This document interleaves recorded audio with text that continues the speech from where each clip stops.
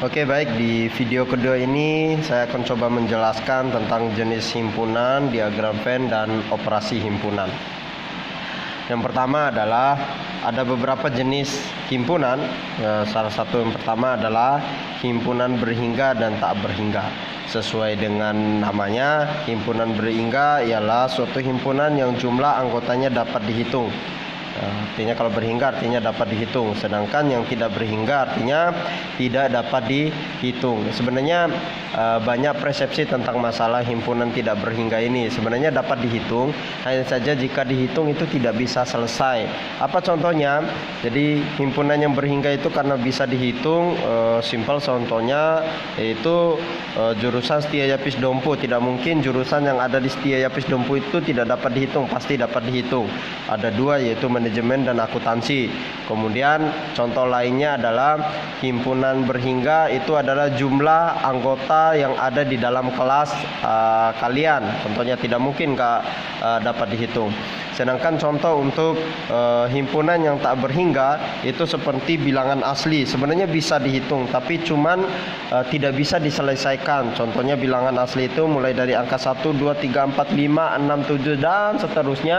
Kalau saudara-saudara hitung terus ya nggak habis-habis nantinya. Itu yang disebut berhingga.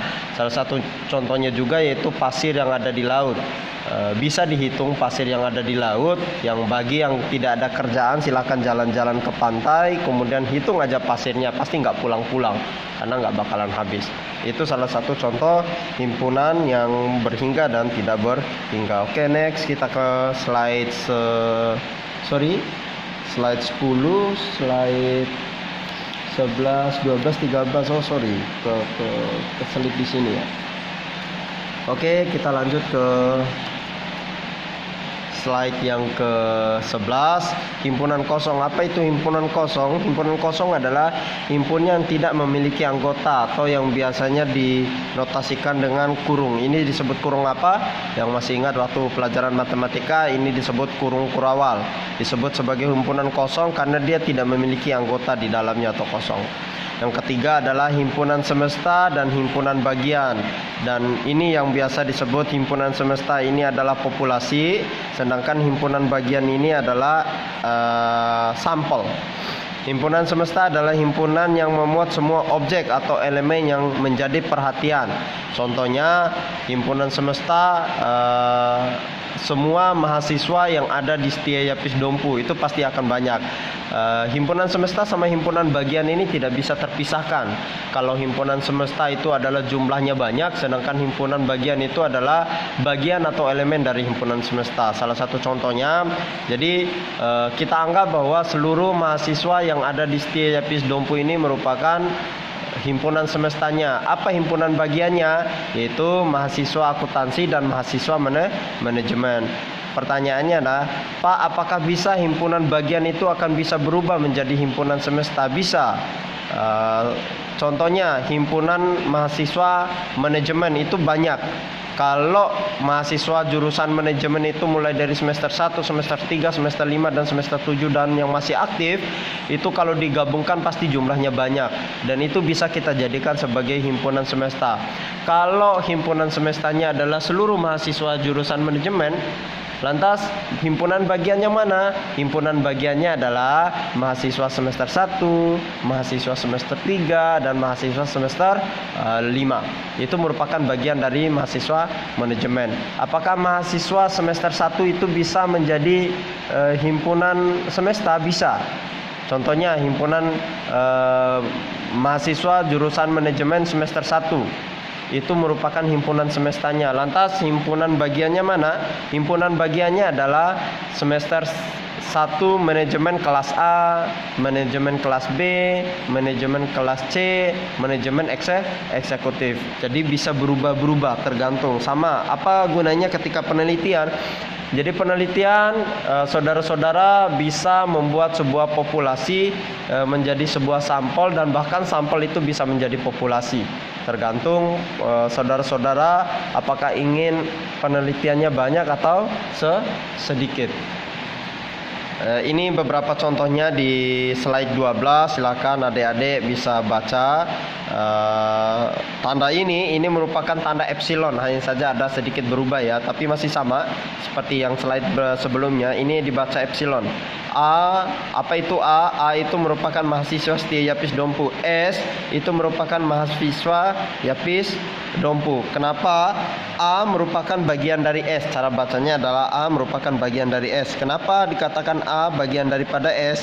Karena A itu adalah mahasiswa setia Yapis, merupakan bagian daripada mahasiswa Yapis Dompu. Bisa dilihat ya, Yapis Dompu itu merupakan himpunan semestanya, artinya lebih banyak, sedangkan setia Yapis Dompu itu merupakan bagian.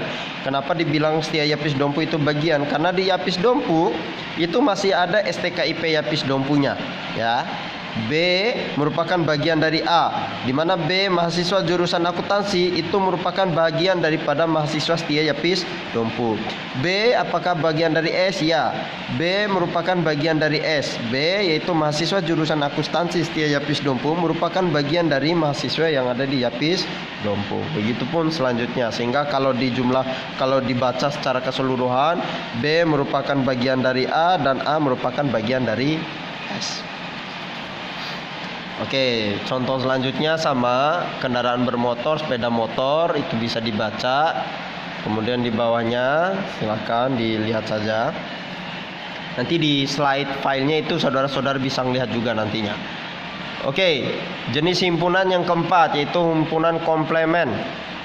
Jika S himpunan semesta dan A suatu himpunan yang terkandung dalam S, maka yang dimaksud dengan komplemen dari A adalah anggota himpunan S yang bukan anggota himpunan A.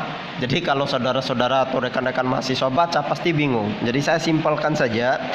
Jadi komplemen itu diberi lambang C, nah pangkat C di atasnya. Jadi kalau ditanya apa komplemen A, notasinya adalah AC, pangkat C atau A komplemen. Apa itu himpunan komplemen? Kita anggap S ini adalah semestanya atau jumlahnya banyak. 1, 2, 3, 4, 5, 6, 7, 8.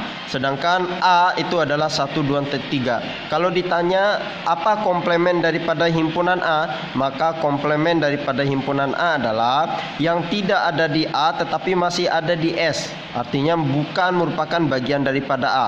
A 1, 2, 3, apa yang bukan bagian dari A, yaitu 4, 5, 6, 7, 8. Sehingga kalau ditanya apa komplemen daripada A, yaitu angka 4, 5, 6, 7, dan 8. Oke, contohnya di lapangan saudara-saudara ingin melakukan penelitian tentang petani. Anggap saja petani yang ada di Kabupaten Dompu itu saudara-saudara ingin meneliti tentang pendapatannya. Pendapatan petani yang ada di Kabupaten Dompu itu adalah himpunan semestanya. Sedangkan saudara-saudara ingin meneliti tentang hanya petani jagung, sehingga petani jagung itu merupakan bagian daripada petani yang ada di Kabupaten Dompu.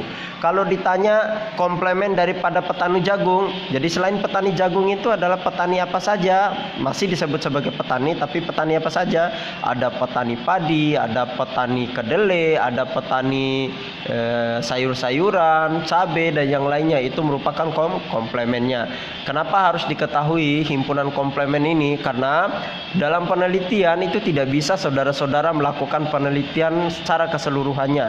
Pasti akan ada variabel yang harus saudara-saudara batasi atau diberikan pengertiannya, sehingga bagi pembaca atau penguji itu bisa mengetahui bahwa yang diteliti oleh peneliti ini hanya sebatas himpunan bagian, bukan merupakan yang bukan anggotanya. Contohnya tadi yang diteliti hanya petani jagung, bukan petani padi dan yang lainnya.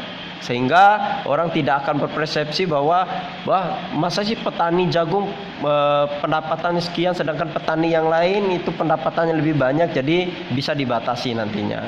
Itu yang disebut sebagai himpunan komplemen. Kemudian jenis himpunan dan himpunan yang selanjutnya itu himpunan yang sama. Apa itu himpunan yang sama? Jadi silakan dibaca saja pengertiannya, tapi akan bingung kalau membaca pengertiannya. Saya sederhanakan. Jadi himpunan yang sama itu adalah himpunan yang baik dari segi jumlah maupun jenis itu sama. Salah satu contohnya yang seperti ini. B dan A itu memiliki anggota yang jumlahnya sama. Berapa jumlahnya? 1, 2, 3, 4. Di A juga 1, 2, 3, 4. Jadi ada dua syarat yang harus dipenuhi himpunan yang sama. Yang pertama adalah jumlah sama. Yang kedua adalah jenis harus sama. Jadi kalau tidak memenuhi kedua syarat ini, maka tidak disebut sebagai jumlah yang sama atau himpunan yang sama. Karena contoh ini B itu jumlahnya sama ada 4, kemudian A juga jumlahnya sama ada 4, jenisnya juga berupa jumlah jenis A angka, sehingga B dan A itu dikatakan adalah himpunan yang sama. Seandainya B itu hanya 3 angka 1, 2, dan 3, A itu adalah 4, 3, 2, 1. Dia tidak disebut sebagai himpunan yang sama karena dari segi jumlah itu dia tidak memenuhi, tapi dari jenis yaitu sama-sama angka, tapi tidak disebut sebagai himpunan yang sama. Ada yang hampir mirip dengan pengertian himpunan yang sama. Apa itu? Yaitu himpunan yang ekuivalen. Disebut ekuivalen atau setara. Jadi kalau pengertiannya silakan dibaca dengan lambangnya seperti ini ya, garis data berair. Jadi A ekuivalen dengan B. Apa yang disebut sama ekuivalen dan hampir mirip dengan himpunan yang sama, tetapi ada perbedaannya. Perbedaannya adalah kalau himpunan ekuivalen dia hanya memenuhi satu syarat, yaitu jumlah yang sama. Terserah jenisnya mau berbeda, tetapi penting dia jumlahnya sama, itu disebut sebagai himpunan ekuivalen. Salah satu contohnya A 1, 2, 3, 4, jumlahnya ada 4. B kol, buncis, terong, dan kangkung, dan itu jumlahnya ada 4. Meskipun jenisnya berbeda tetapi jumlahnya sama, itu disebut sebagai himpunan ekuivalen. Ingat, himpunan ekuivalen hanya memenuhi satu syarat, yaitu yang penting jumlahnya sama. Kalau himpunan yang sama tadi harus ada dua syaratnya.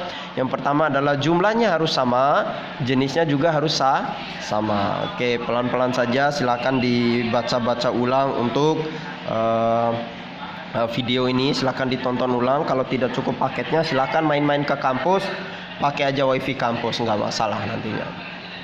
Oke, demikian untuk penjelasan tentang jenis himpunan. Video selanjutnya di bagian ketiga kita akan coba membahas tentang operasi himpunan. Jadi kalau nggak salah ada 4 operasi himpunan. Demikian, assalamualaikum warahmatullahi wabarakatuh.